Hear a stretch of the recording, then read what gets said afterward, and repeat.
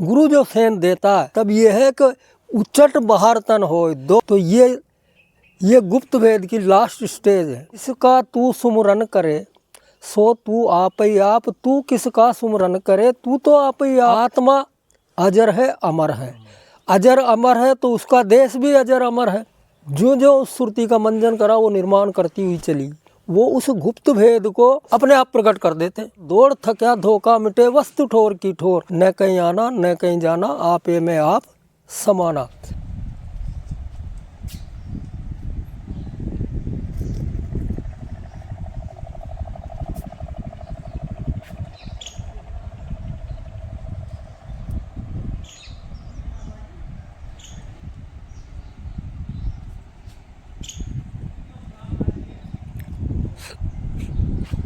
जय सिया राम।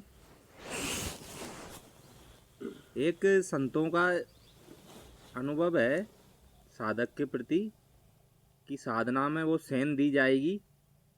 ऐसा गुरुओं का मत है कि वो जो गुप्त भेद है उसके बिना ही साधक आगे चढ़ाई करेगा, और ज्ञान की भी वो सेन गुरु द्वारा लखाई जाएगी, और उस सेन को ही समझकर साधक आगे बढ़ेगा और अपनी यात्रा पूरी करेगा। पर वो सब है गुरु के ऊपर और गुरु की कृपा के ऊपर। तो इसके बारे में बताने की कृपा करें।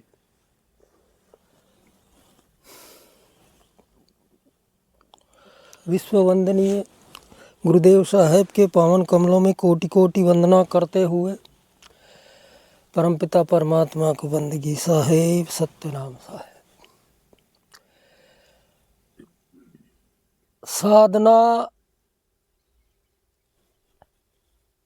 जब संत मार्ग की जो साधना की जाती है, जहाँ से संत की पहली सीढ़ी जो स्टार्ट होती है, उसमें सारा प्रकृति और रचना जब शून्य हो जाती है तब संत मार्ग की सीढ़ी पहली चालू होती है। जहाँ विषय विकार प्रकृति जन्य जितने भी, वैसे उस मार्ग पे चलने के लिए क्या कि लोगों में बड़ी एक चिढ़ सी पैदा हो जाती है। क्यों? क्योंकि जब तक हम प्रकृति की वस्तु या जितने भी जो अंग हैं उनको मानते हैं, जब तक हमारा ध्येय उनके प्रति रहता, हम उस परम तत्व को समझने में बहुत कठिनाई आती है। क्यों? कि वो परम तत्व विदेश स्वरूप जो परमात्मा है, देह से परे, देह से परे भी है और संपूर्ण प्रकृति से परे है। माया त्रिगुण से परे है, 5 तत्व और 3 गुणों से जो परे है, जो न आता न जाता, जो आता है जाता है जो माया है, आवे जावे संतोष हो माया। अब माया भक्ति का अंग भी वैसे संतों ने आगे जिस गुप्त भेद की बात चर्चा की है, तो इस भक्ति को भी ये भी माया है, वाणी भी माया है और काया भी माया है। अब वो गुप्त जो रहस्य है, उस गुप्त रहस्य को प्रकट संत क्यों नहीं करते कि उसको प्रकट करने के बाद उससे लोग घृणा करने लग जाएंगे। वो जैसे ही प्रकट करेगा कोई मानेगा ही नहीं। अरे कहीं ऐसा हो सकता है, क्योंकि वो गुप्त भेद बड़ा सूक्ष्म है, जीना है, और सब कुछ ज्ञान का सुपड़ा साफ हो जाता है वहाँ। इसलिए संत उसको छिपा के रखते हैं। जो वास्तव में जिज्ञासु शिष्य होता है उसे वो एकांत में वो वस्तु लखाते हैं, क्योंकि वो मुक्ति का मार्ग ये जितने भी जो सत्संग चर्चा चल रही उससे परे है। वो एक भेद है, एक रास्ता है, जिसके बारे में एक वस्तु है। वो बोल रहे तू किसको ढूंढे, तू तो आप ही आप। और वो तो है ही, जिसका तू सुमरन करे सो तू आप ही आप, तू किसका सुमरन करे तू तो आप ही आप।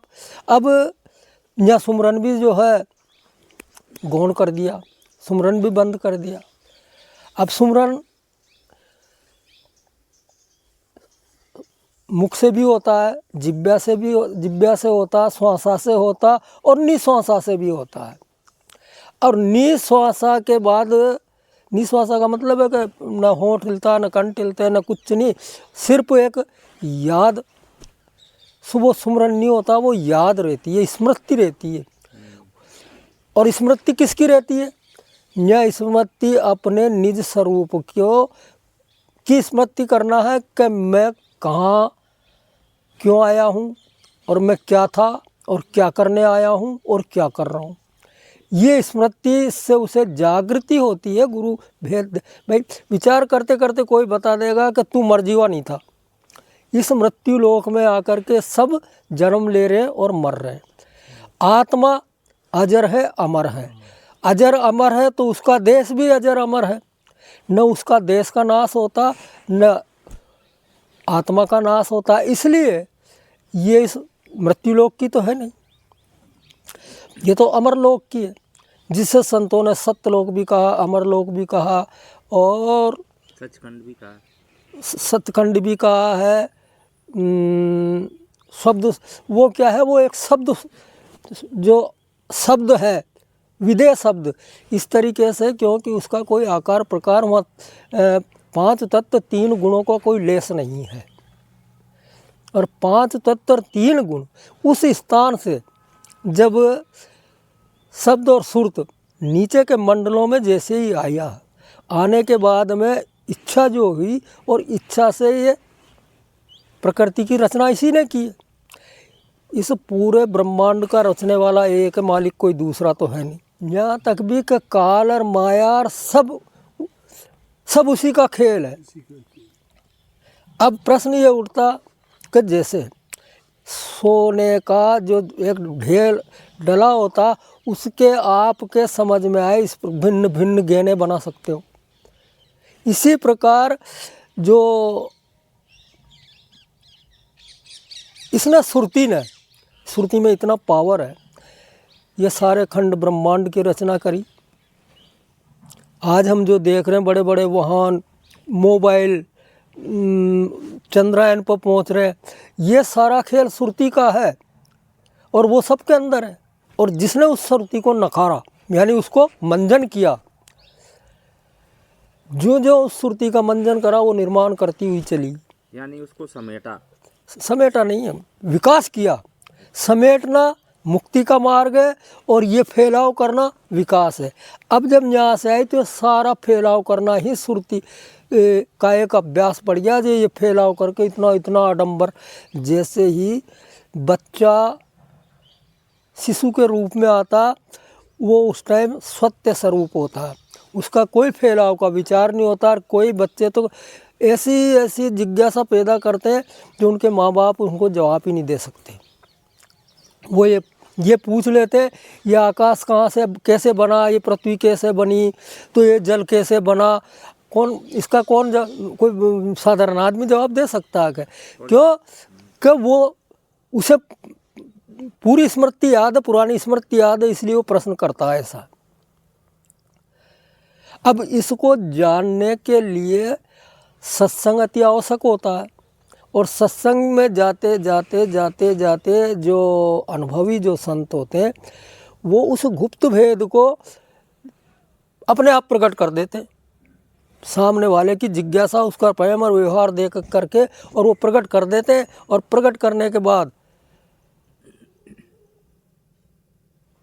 जो उसकी दौड़ है, जिसके लिए कहा कि दौड़ सके तो दौड़ ले, जब लग थारी दौड़, दौड़ थका धोखा मिटे वस्तु ठोर की ठोर, तो उसकी दौड़ समाप्त हो जाती है।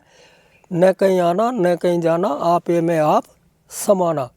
तो ये गुप्त भेद की लास्ट स्टेज है। अब जिस प्रकार से भाई वो वैसे अटपट ज्ञान कबीर का झटपट लखा न जाए, और जो कोई ही झटपट लखे तो खटपट सब मिट जाए। अब वो चक्की का जो उदाहरण है कि चलती चक्की देख के रहा कबीरा रोए, और 2 पाटों के बीच में साबुत बचा न कोई। और साबुत तो सो ही बचा जो कीला के तन होए, यानी कीला जो उसमें है उससे के किनारे जो चल जाता वो साबुत बत्ता, ऐसा साकी में लोग संत कहते हैं। लेकिन जो माई है जिसे वो आटा पीसने वाली है, इसी प्रकार से वो जो आदि शक्ति जो आद्या माई है, जो महामाया बन के बैठी है, वो जन्म मृत्यु का चक्र, जन्म मृत्यु का चक्कर, वो अदृश्य शक्ति है, वो अच्छे अच्छे साधक को नीचे पटक देती है। जिस प्रकार से वो माई दाई जो होती है पीसने वाली, वो एक पहले कपड़ा होता था और वो सब दानों को इधर उधर करके इस तरीके से पीस दिया करती थी। अब उसके लिए गुरु जो सेन देता है, तब ये है कि उचट बाहर तन हो, दो पाटों से जब चलती चकिया देख के और वो भयभीत होके और वो पाटों से उचट के जो दाना बाहर चल जाता, उसका कुछ नहीं बिगड़ता, अमर हो जाता है। वो तो उस जो महामाया उससे चक्कर से बाहर निकल गया।